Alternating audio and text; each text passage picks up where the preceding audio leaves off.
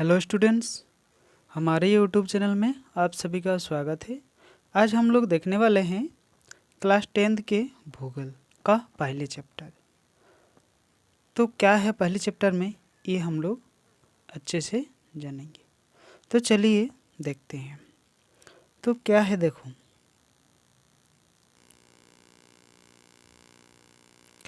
ये हो गया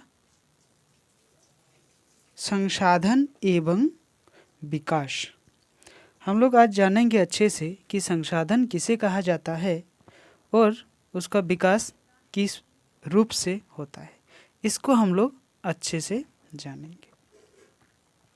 तो जो नए स्टूडेंट है वो इस चैनल को सब्सक्राइब करें ताकि इस तरह का जो वीडियो अपलोड होगा उसका नोटिफिकेशन सबसे पहले आप लोगों को मिलेगा।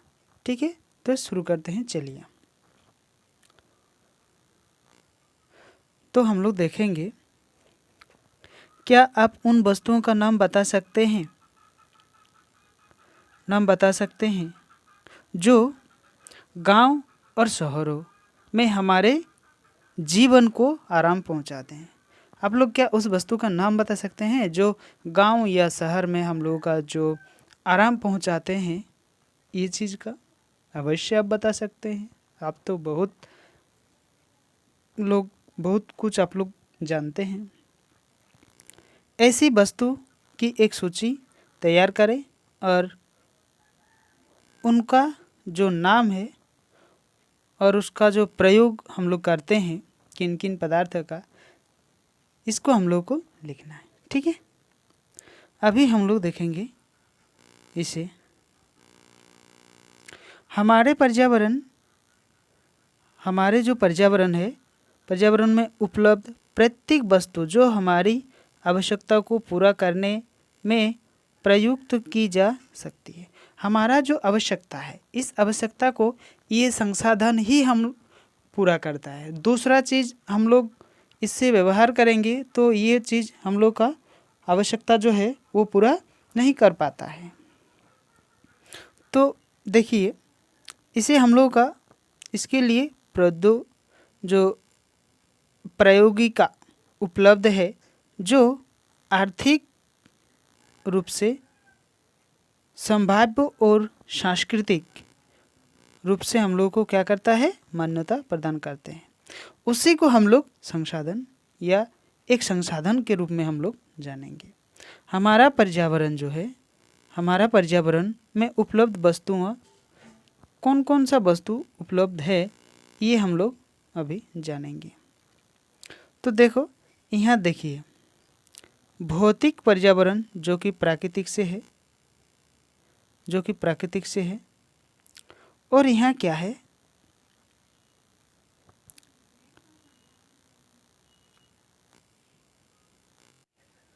इन्हें हम लोग प्रौद्योगिकी के रूप में देखेंगे और संस्था के रूप में। ये तीन तरह से हम लोग इसको देखेंगे। और ये देखिए, सबसे मिडिल में क्या है, मानव है। यानी कि इधर से भी इधर जाता है, इधर से भी और इधर से भी। हम लोग इसको अच्छे से देख सकते हैं। ठीक है, देखिए, तो अभी हम लोग देखेंगे इसका संसाधन को कितने रूपों में बांटा है। हम लोग ये चीज़ अच्छे से देखेंगे। देखो, पहले हो गया आपका संसाधन, उसको दो रूप में बांटा है। पहला हो गया प्राकृतिक, दूसरा हो गया मानवीय। प्राकृतिक को फिर से दो भागों में बांटा है। एक हो गया नवीकरण योग्य, ये हो गया आपका नवीकरण योग्य। दूसरा हो गया अनवीकरण योग्य, ये प्राकृतिक का हुआ। अभी हम लोग मानवीय का देखेंगे तो संरचना एवं संस्था के रूप में एक देखेंगे। दूसरा देखेंगे मात्रा एवं गुणवत्ता। ठीक है, अभी जो नवीकरणीय है उसको दो रूपों में बांटा है। देखिए, उसको दो रूपों में बांटा है, सतत अथवा प्रवाह, जैसे पवन, जल, इसके रूप में इसको बांटा है। और जो जैव है, ये जैव है, इसको फिर से दो भागों में बांटा है। एक प्राकृतिक वनस्पति, जिसको हम लोग वन कहते हैं, और एक हो गया वन्य जीव, जो वन में रहता है वो सारा जीव इसके अंदर में आते हैं। अभी हम लोग देखेंगे जो अनवीकरणीय स्रोत है ये इसको दो भागों में बांटा है। पहला हो गया पुनःचक्र जो है यानी कि धातु, एक धातु से दूसरा चीज़ हम लोग बना सकते हैं, मतलब बार बार उसका उपयोग हम लोग कर सकते हैं। इसका दूसरा भाग है अचक्रीय, जैसे कि जीवाश्म ईंधन। हम लोग एक बार कोयला को अगर उपयोग करते हैं तो क्या दूसरा बार हम लोग उसको कर पाते हैं? नहीं। जैसे पेट्रोल को जलाते हैं, डीजल को जलाते हैं, क्या उसके बाद भी हम लोग उसका प्रयोग कर पाते हैं? जलाने के बाद नहीं। तो इसको इस रूप में बांटा है। समझ में आया सभी को? किसी को समझ में नहीं आया है तो कमेंट्स करके आप लोग पूछ सकते हैं। अभी हम लोग देखेंगे, चलो इधर थोड़ा बड़ा करके आप लोग को दिखाते हैं। देखो उसकी अनुसार अगर हम लोग देखेंगे तो इसकी रूपांतर प्रक्रिया प्राकृतिक प्रौद्योगिकी और संस्थाओं के रूप में हम लोग देखें। ठीक है, इसके पारस्परिक क्रियात्मक संबंध में निहित होती है। पारस्परिक क्रियात्मक मतलब एक अकेला नहीं, मिलजुल कर वो लोग क्या करते हैं, उसको समाहित किया गया है। मानव प्रौद्योगिकी द्वारा प्रकृति के साथ क्रिया करते हैं। मानव प्रौद्योगिकी के द्वारा क्या करते हैं, प्रकृति के साथ वो अपना क्रिया करते हैं और अपने आर्थिक विकास की गति को तेज करने के लिए संस्थाओं का निर्माण करते हैं और अपना जो गति है, स्पीड है, उसको बढ़ाने के लिए ये जो है आर्थिक विकास की प्रगति के लिए ये संस्था का हम लोग क्या करते हैं, निर्माण करते हैं। क्या आप भी अन्य बहुत ऐसे लोग की तरह संसाधनों का प्राकृतिक उपहार समझते हैं? हाँ, जरूर समझते हैं। अगर प्राकृतिक का ये चीज़ हम लोग उपहार नहीं समझते तो क्या हम लोग का ये चीज़ हो पाता? कभी नहीं। तो ये हम लोग का वरदान कहिए या उपहार कहिए, ये वैसा ही है। ऐसा नहीं है जो संसाधनों को आप प्राकृतिक का उपहार समझते हैं, ऐसा नहीं कि संसाधन मानवीय क्रियाओं का परिणाम है। तो ये मानवीय क्रियाओं का परिणाम है। मानव स्वयं संसाधनों का महत्वपूर्ण हिस्सा है। वो ये पर्यावरण में पाए जाने वाले पदार्थों को संसाधनों में परिवर्तित करते हैं। कुछ पदार्थों जो मिलता है उसको हम लोग क्या करते हैं, जो पर्यावरण में हम लोग को उपलब्ध होता है उसको हम लोग क्या करते हैं, संसाधन के रूप में उसको हम लोग परिवर्तित कर देते हैं तथा उन्हें प्रयोग करते हैं। उसके बाद उसको हम लोग क्या करते हैं, प्रयोग करते हैं। इन संसाधनों का वर्गीकरण निम्नलिखित रूप से हम लोग कर सकते हैं। देखिए किस किस चीज़ में हम लोग इसका जो वर्गीकरण है ये हम लोग करते हैं। देखिए, उत्पत्ति के आधार पर जैव और अजैव दोनों रूप से करते हैं। समाप्ति के आधार पर जो खत्म हो जाता है, नवीकरण योग्य और अनवीकरण योग्य, इससे पहले हम समझा दिए हैं। स्वामित्व के आधार पर व्यक्तिगत और सामुदायिक और राष्ट्रीय और अंतर्राष्ट्रीय। विकास के स्तर पर जो आधार है ये संभावी विकसित भंडार और संचित कोष के द्वारा। अभी हम लोग इसका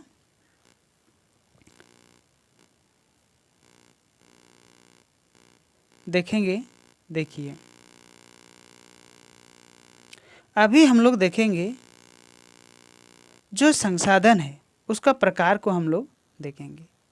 ठीक है, तो देखते हैं। चलिए, ये संसाधन का प्रकार हम लोग देखेंगे। उत्पत्ति के आधार पर देखेंगे जैव संसाधन कौन सा है। देखिए, इन संसाधनों की उत्पत्ति जीव मंडल में होती है। जैव संसाधन कहाँ होती है, जीव मंडल में। हम लोग जहाँ निवास करते हैं वही हमारा जैव संसाधन होती है। और इनमें जीवन व्याप्त होती है, जैसे मनुष्य, वनस्पति जात, प्राणी जात, मत्स्य जीवन जो है, पशुधन आदि को शामिल किया गया है। समझ में आ रहा है कौन सा जैव संसाधन है? अभी हम लोग देखेंगे इसका अजैव संसाधन। ये हमारे सारे संसाधन जो निर्जीव वस्तुओं से बनते हैं, ये हो गया अजैव संसाधन। अजैव संसाधन उसी को हम लोग कहेंगे जो निर्जीव वस्तुओं से बनते हैं। उदाहरण के लिए हम लोग चट्टान को लेंगे और विभिन्न प्रकार के धातु को लेंगे। समाप्य के आधार पर भी हम लोग देखेंगे, समाप्य के आधार पर भी हम लोग देखेंगे। इसको नवीकरणीय योग्य संसाधन के रूप में हम लोग देखेंगे। ये संसाधन जिन्हें भौतिक, रासायनिक या यांत्रिक क्रियाओं द्वारा नवीकरणीय योग्य पुनः उत्पत्ति किया जा सकता है, उन्हें नवीकरण योग्य अथवा पुनः पूर्ति योग्य संसाधन कहा जाता है। ये क्वेश्चन बार बार रिपीट हुआ है, आप लोग इसको अच्छे से देखिए।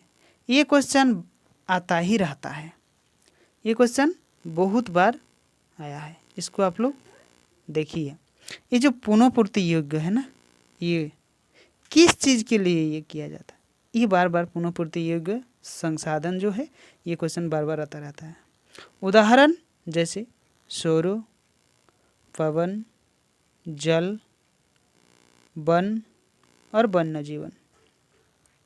इन संसाधनों का जो हम लोग को सतत अथवा प्रवाह संसाधनों में विभाजित करते हैं। ठीक है, अभी देखिए हम लोग देखेंगे अनवीकरण योग्य संसाधन। इन संसाधनों का विकास एक लंबे संवैधानिक अंतराल में होता है। खनिज बहुत दिन लगता है, जैसे हजारों करोड़ों साल बाद ये चीज़ का निर्माण होता है। आप लोग को पता चल चुका है कि हम किस चीज़ की बात कर रहे हैं। जीवाश्म ईंधन इस प्रकार के संसाधनों के उदाहरण है। जीवाश्म ईंधन जैसे पेट्रोल हो गया, डीजल हो गया, केरोसिन हो गया, जो प्लेन चलता है उसका ऑयल हो गया, गिरीश हो गया और कोयला हो गया। ये सारा चीज़ तैयार होने में बहुत दिन लगता है। आप लोग अगर जानते होंगे कि जब पेट्रोल खान से जो पेट्रोल निकाला जाता है तो उस समय ये सारा चीज़ निकलता है, मतलब एक ही से उसको फ्रेश किया जाता है। एक ही गाद जैसा निकलता है, गाढ़ा एकदम काला जैसा, और उसी से ये चीज़ को हम लोग क्या करते हैं, अलग करते हैं। इससे बनने में लाखों वर्ष लगते हैं। इनमें से कुछ संसाधन जैसे कि पुनःचक्रीय और कुछ संसाधन जैसे जीवाश्म ईंधन अचक्रीय और एक बार प्रयोग के साथ ही खत्म हो जाता है।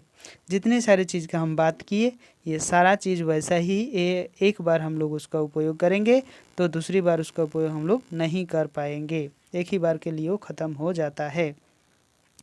अभी देखेंगे स्वामित्व के आधार पर व्यक्तिगत संसाधन निजी व्यक्तियों के स्वामित्व में भी होती है। बहुत से किसानों के पास सरकार द्वारा आवंटित भूमि होती है, जिसके बदले वे क्या करते हैं, सरकार को लगान चुकाते हैं। गांव में बहुत लोग भूमि के स्वामित्व भी होते हैं, बहुत से लोग भूमिहीन भी होते हैं। यानी कि ये बात हो रहा है जिसको हम लोग कहते हैं जमींदार और गरीबी, जिसके पास ज़मीन नहीं होता है, इस चीज़ की बात हो रही है। किसी के पास बहुत सारा ज़मीन है और किसी के पास ज़मीन है ही नहीं।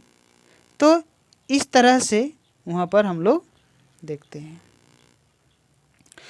अभी देखिए बहुत सारा भूमिहीन भी होता है। शहरों में लोग भूखंड, घरों और अन्य जायदाद के मालिक होते हैं। और शहरों में क्या है, बहुत सारा भूखंड और जायदाद के वो लोग मालिक होते हैं। बाग, चारागाह, तालाब, कुआं का जो जल आदि संसाधन निजी स्वामित्व के लिए ये इसका ही उदाहरण है। जो अपना होता है, भूखंड जैसे भूमि हो गया, घर हो गया, ये क्या सार्वजनिक है? नहीं है, ये अपना अपना है। ठीक है। अपने परिवार के संसाधनों की एक सूची हम लोग को बनाना चाहिए और उसे दर्शाना चाहिए। अभी हम लोग इसका जो सामुदायिक रूप से हम लोग इसको देखेंगे, तो किस किस रूप से हम लोग उसको पाएंगे, ये चीज़ देखेंगे। सामुदायिक स्वामित्व वाले संसाधन, वो ये संसाधन समुदाय के सभी सदस्यों को उपलब्ध होते हैं। जैसे कि गांव की समिलात भूमि, जैसे चौरन भूमि, श्मशान भूमि, तालाब आदि, ये सामुदायिक एक आदमी का नहीं होता है, सभी का होता है। एक वर्ग, एक समुदाय का होता है, एक समिति का होता है, मतलब सभी का। और नगरीय क्षेत्र में सार्वजनिक पार्क, पिकनिक स्थल और खेल के मैदान वहाँ रहने वाले सभी लोगों के लिए उपलब्ध होता है। यानी जितना सारा लोग वहाँ रहता है, सभी यहाँ पर वो लोग जा सकता है, पिकनिक जा सकता है, पार्क में घूमने जा सकता है, खेल का मैदान है, ये पिकनिक का स्थल हो गया, ये वगैरह, मंदिर वगैरह, ये सारा चीज़ समूह का ही होता है। एक गांव का मान लीजिए हो गया, कुछ बहुत सारा जो रहता है गांव घर में हम लोग देखते हैं। तो इस तरह से यहाँ सामुदायिक रूप से स्वामित्व होता है जो संसाधन है, मतलब सभी मिलजुल कर वहाँ रहते हैं और अपना अपना जो सभी हकदार बनते हैं। अभी हम लोग देखेंगे इसका राष्ट्रीय संसाधन। राष्ट्रीय संसाधन हम लोग किसे कहेंगे, इसे हम लोग देखेंगे। तकनीकी तौर पर देश में पाए जाने वाले सारे संसाधन राष्ट्रीय हैं। तकनीकी तौर पर यानी कि टेक्नोलॉजी जिसको कहेंगे। देश की सरकार को कानूनी अधिकार है कि वह व्यक्तिगत संसाधनों को भी आम जनता के हित के अधिग्रहित कर सकती है। आपने देखा होगा कि सड़कें, नहरें और रेल लाइनें व्यक्तिगत स्वामित्व वाले खेतों में बनी हुई होती है। ये रेल लाइन जैसे हो गया, ये क्या है, राष्ट्रीय संसाधन है, लेकिन निजी जगह में वो लोग करता है।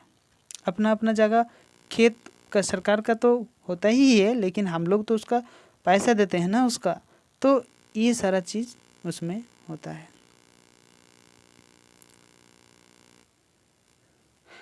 शहरी विकास प्राधिकरणों को सरकार ने भूमि अधिग्रहण का अधिकार दिया है।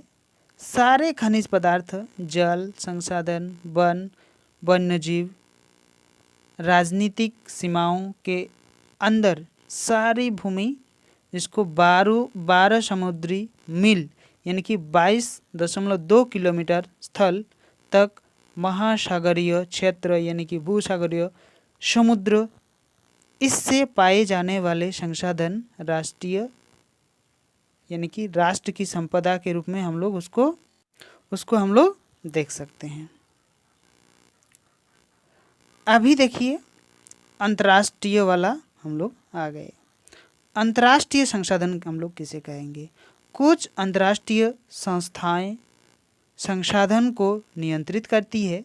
तट रेखा, जैसे कि 200 समुद्री मील की दूरी, अपवर्जक आर्थिक क्षेत्र से परे खुले महासागरीय संसाधन पर किसी देश का अधिकार नहीं होता है। 200 मील की दूरत्व के बाद मान लीजिए ये हमारा भारत हो गया, इससे हम लोग इधर या इधर 200 मील पार कर गए तो उसका जो क्षेत्र हो गया वो हम लोगों का स्वामित्व में नहीं रहता है। वो हम लोगों का समिति में नहीं रहता। ठीक है, वो क्या है, अंतर्राष्ट्रीय संसाधन के रूप में उसको हम लोग देखते हैं। ठीक है, इन संसाधनों को अंतर्राष्ट्रीय संसाधन की सहमति के बिना उपयोग नहीं किया जा सकता है। इसका एक समिति जैसा होता है, उसका हम लोग को पालन करना होता है और उसका जो राय है वो हम लोग को लेना पड़ता है और उसको लेने के बाद ही हम लोग क्या कर पाते हैं, उसको पार कर सकते हैं या कर पाते हैं। अभी हम लोग देखेंगे विकास के स्तर के आधार पर संभावित संसाधन। ये संसाधन जो है जो किसी प्रदेश में विद्यमान है, मतलब कुछ क्षेत्र के अंदर ये रहता है परंतु इसका उपयोग नहीं किया जाता है या किया गया है। जैसे हम लोग उदाहरण के तौर पर देखेंगे तो भारत के पश्चिमी भाग विशेषकर राजस्थान, गुजरात में पवन और सौर ऊर्जा संसाधन को आपस संभावना है। इसको हम लोग देख सकते हैं। जैसे ये हो गया आपका, ये हो गया राजस्थान, ये हो गया आपका गुजरात। तो इसमें क्या क्या है देखिए, सौर ऊर्जा है और पवन चक्की वगैरह है। तो इसे बहुत सारा हम लोग संभाव्य की या विकास के आधार पर उसको हम लोग देख सकते हैं, परंतु इसका सही ढंग से हम लोग विकास नहीं कर पाते हैं या विकास नहीं हुआ है अब तक। तो आज के लिए बस इतना ही। अगला हम लोग देखेंगे। ठीक है, तो जो नए स्टूडेंट हैं वो इस चैनल को सब्सक्राइब करें और एक लाइक और एक शेयर आप लोग अपने फ्रेंड को ज़रूर करें ताकि उसको भी इसका लाभ मिल सके। तो आज के लिए बस इतना ही।